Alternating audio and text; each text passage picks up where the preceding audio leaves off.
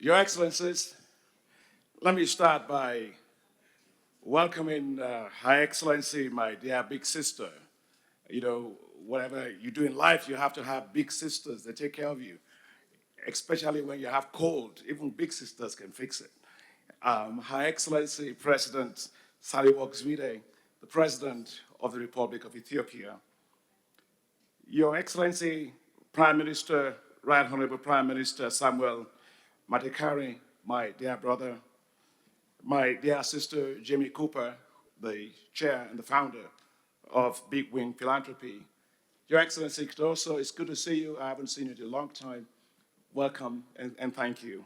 Your Excellencies, everybody, welcome to this meeting. I wish to thank you, first and foremost, everyone, for honoring our invitation to this special African Union Nutrition Champion Special event. But Your Excellencies prioritize attending this event. It's a great development for Africa. I wish to first and foremost thank His Majesty, King, let's say the third of Lesotho, for hosting this event as the African Union Champion for Nutrition. His Majesty has provided exceptional leadership in convening African heads of state and governments to rally around tackling malnutrition in Africa. Please let's give it to him. He's doing an incredible job in this. The African Leaders for Nutrition, which is supported by the African Development Bank and the Big Wing Philanthropy in partnership with the African Union Commission, has enlisted 14 heads of states and governments to address malnutrition. Thank you to my sister and friend, Jamie Cooper, the founder and chairperson of the Big Wing Philanthropy, for your partnership on this agenda. Malnutrition and stunting of children pose huge development challenges for Africa. The continent is home to about 86 million children under the age of 5 years facing malnutrition. And as far as I'm concerned, God did not make stomachs to be empty. He made them to be filled. There's absolutely no justification for any kid in Africa to go to bed hungry. About 63 million children are stunted. Over 12 million of them are overweight, and 3 million are wasting, meaning that they have low weight for their height. It's been estimated that the continent loses 2 to 3% and up to 16% of its GDP due to malnutrition. To be clear, Your Excellencies, stunted children today will lead to stunted economies tomorrow. And so, if I've got ministers of finance here, this agenda is not about health. It's not an agenda about agriculture. It's not even an agenda about water. It's an agenda about economic development. If you have stunted children today, be sure you're going to have a stunted economy tomorrow. So pay attention, ministers of finance. It is therefore critical that strong political will be deployed by heads of state and governments to tackle malnutrition. The stunting is especially serious as it deprives children of their mental and cognitive developmental skills and abilities and capabilities. This over time leads to low life expectancy and lifetime income earning possibilities. Now, we must look at malnutrition, especially stunting, from the perspective of what I call gray matter infrastructure. Stunted children are not able to learn well. They fall behind in school and they underperform. While physical infrastructure, such as roads, rail, energy, or digital infrastructure, can be fixed when they are damaged, the gray matter infrastructure, which has to do with the neurons in your brain, the brains of the kids, once damaged by stunting, are very hard to repair or to recover. And that is why the African Development Bank and the Big Wing Philanthropy brought together heads of state and government from 9 countries committed to accelerating stunting reduction and we formed what's called the Presidential Dialogue Group. This group mobilizes the highest level of political commitment to expedite the reduction of stunting rates in heavily affected regions of their countries. Now, I know what quick action on stunting can do at a personal level. In 2016, I went on an official trip. Just watch your screen. I went on an official trip to Madagascar. And when I went on that trip, I went to a village in northern part of the country, the place called Bamangoki. Getting off the helicopter, I saw several children running towards the chopper. My eyes got fixated on the guy that you saw over there. He seemed to be quite curious, wondering about this chopper, much more than the other kids that I saw. I was so sure, you could see him, that he could not be more than 5 years old. And so when I bent down to ask his name, the voice that projected out to me was so strong. Clearly, this was not a 5-year-old kid. I was startled. When I asked for his age, he said he was 11 years old. This was severe malnutrition. I asked him what he wanted to be when he got older. He said he would like to be a medical doctor. Our fourth son's a medical doctor practicing in the United States. So I was touched by that. And I said to him, with your level of severe stunting, I don't see how you can become a medical doctor. So I picked up my phone and I called my wife, Grace, and I said, honey, look, I'm standing here as a little kid that wants to be like our son, wants to be a medical doctor, but he has severe stunting. There's no way he can become a medical doctor. Do I have your permission to adopt the kid?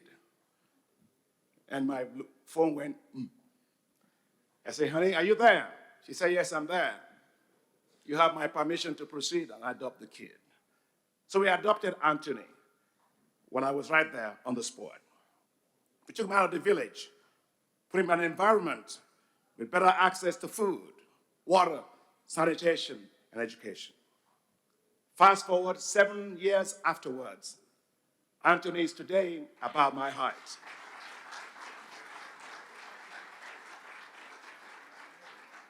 And last month, Anthony was admitted to the medical school in Madagascar.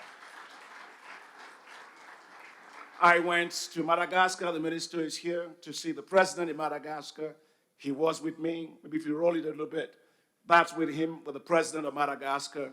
That's a little kid out of Bamangoki that I'm talking about today, and I'm so proud of him. So there is hope for millions of kids that are stunted. There are so many like Anthony out there if you can act and act early and act decisively. And that's why we call you here today as elders, as leaders. We have a duty and an obligation and a responsibility to reduce malnutrition and stunting in Africa by 40% by 2025, just 1 year from now. But the situation is not very encouraging globally. Between 2010 and 2022, the global average growth rate reduction for stunting, 1.6%, was 4 times lower than the average level that was expected by that time, 6.08, needed to achieve the global target for stunting reduction by 2030. Your Excellencies, these targets in Africa and globally will not be met unless there is reinvigorated political leadership on stunting. There is a saying, I'm a Yoruba man from Nigeria. My tribe is called Yoruba tribe. We have a saying in my tribe that says, Agba ki n wa lọ́jà, ki ori ọmọ tuntun wọ̀, which means elders cannot be in the open market or public sphere, and the head of the baby on the back of the mother slumps, because babies are strapped on the back by their mothers. Your Excellencies, today we have you here to help us make sure that we solve this problem of malnutrition and stunting in Africa. You are the elders, And the heads of these babies must not slump again on their mothers' backs. Without strong political leadership, efforts to address malnutrition will be fragmented and will lack resources and commitment. With your support, we can prioritize nutrition as a national agenda, and funds can be allocated to a multi-sectoral national action plans. We're going to hear quite a lot about those today because you have to take a multi-sectoral approach to actually solving this problem. To show the commitment of the African Development Bank to this agenda, we increased our support for multi-sectoral nutrition action plan from $700 million in 2018 to $2.8 billion by 2023, a four-fold increase. Thank you. As heads of states and government, please help ensure that we end stunting in your respective countries. Your decisions today will help turn the fortunes of millions of children around, just like it was done for Anthony. The African Development Bank, the Big Win Philanthropy, and partners such as the Islamic Development Bank, Bill and Melinda Gates Foundation, and several others that are here today, including FAO and others, are working in strategic partnerships. I am delighted that you all are here as partners because it's only together that we can fix this problem. Today, we and all the other development partners that are here are ready to listen to you and to agree with you on a roadmap, an accountability framework, and a financing plan to support your efforts to reduce malnutrition and stunting in your respective countries. Excellencies, we count on you. 86 million children who suffer from malnutrition count on you. I know that you will make their lives like that of Anthony, to give them new possibilities. And then you will hear 86 million thank yous all across our continent from kids that are now giving new possibilities to be the best that it can be for our continent. And what a really different Africa that is going to be. So thank you very much in advance, and may God bless you for what you're doing. Before I get on from here, because I know that alone we can't do things, but together we can do incredible things. How many of you know the baobab tree is this big? You can't put your hand around it. Try it, you fail. But when you join hands of everybody around it, you can actually do the baobab tree. So I'm going to ask your excellencies that you please rise for a minute. I'm not preaching, I'm not collecting offering or anything, so please just rise for a second, please. Yeah, please kindly rise for 1 minute, just please.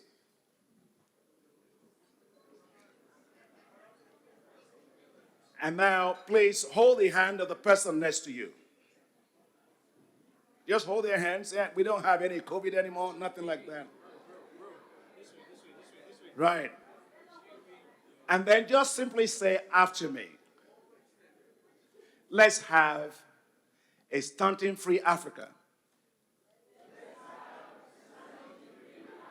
Let's have an Africa without malnutrition. We can do it. Now let's do it. Thank you very much.